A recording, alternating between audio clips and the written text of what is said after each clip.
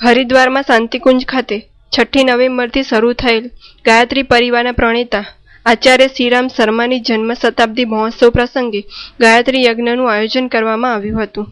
આજે આહુતિ આપતા સમયે થયેલા ધુમાડાને કારણે અનેક લોકોના શ્વાસ રૂંધાતા ભાગદોડ મચી જતા અફરાતફરીનો માહોલ સર્જાતા ડઝનથી વધુ લોકોને ઈજા થવાનું પ્રાથમિક અહેવાલમાં જાણવા મળેલ છે અને ઈજાગ્રસ્તોને સારવાર માટે તાકીદે હોસ્પિટલમાં ખસેડાયા છે.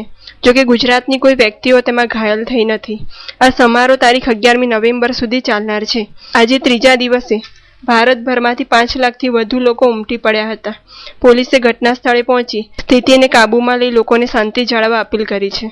જમીન ગોટાળા મામલે છેલ્લા 24 દિવસથી જેલમાં રહેલા કર્ણાટકના પૂર્વ મુખ્યમંત્રી બીએસ યેદુરપ્પાને આજે હાઈકોર્ટે જામીન આપ્યા છે.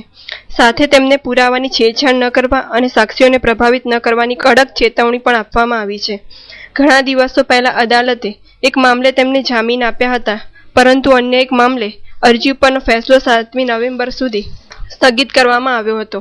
યેદુરપ્પા સામે 16 મામલા ચાલી રહ્યા છે. 24 દિવસના જેલવાસ બાદ આજે તેમને જામીન મળ્યા છે. ભ્રષ્ટાચારના વિરોધમાં ભાજપના નેતા લાલકૃષ્ણ અડવાણીની જનચેતના યાત્રા ગઈકાલે સાંજે અમદાવાદમાં પ્રવેશી ત્યારે સ્થાનિક નેતાઓ અને કાર્યકરો દ્વારા ઉમળકાભેર સ્વાગત કરવામાં આવ્યું હતું.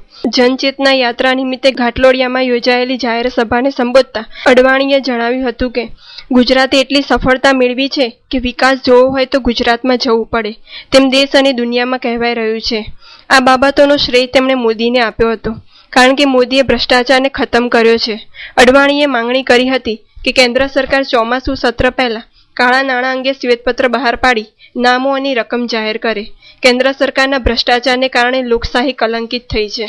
જ્યારે મુખ્યમંત્રી નરેન્દ્ર મોદીએ જણાવ્યું હતું કે આ દેશમાં જ્યારે ભ્રષ્ટાચાર સામે અવાજ ઉઠ્યો છે ત્યારે કોંગ્રેસ વિરુદ્ધ તેની લડાઈ રહી છે.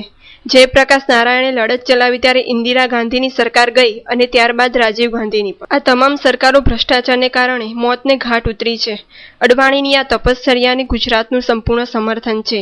મને વિશ્વાસ છે કે દેશને વેચવા નીકળેલા આ લોકોનો ખાત્મો જનતા કરશે. અડવાણીની જનચેતના યાત્રાનો કોંગ્રેસે કાળા વાવટા ફરકાવી ઠેર ઠેર વિરોધ કરનાર 400થી વધુ કાર્યકરોની પોલીસે અટકાયત કરી હતી. અમદાવાદના ખોખરા વિસ્તારમાં પોલીસને હળવો લાઠીચાર્જ કરવાની ફરજ પડી હતી. અડવાણીની યાત્રાનો ગુજરાતમાં અમદાવાદ ઉપરાંત સુરત, સાણંદ અને વડોદરા ખાતે પણ કોંગ્રેસ દ્વારા ઉગ્ર વિરોધ કરવામાં આવ્યો હતો. કોંગ્રેસની જુદી જુદી પાંખની ટુકડીઓએ અલગ અલગ સ્થળે દેખાવો યોજ્યા હતા. બીજી તરફ યાત્રાને લઈને સુરક્ષા જળવાઈ રહે તે માટે ચુસ્ત બંદોબસ્તની વ્યવસ્થા કરાતા ઠેર ઠેર ટ્રાફિક જામની સમસ્યા સર્જાતા લોકો પરેશાન થઈ ગયા હતા.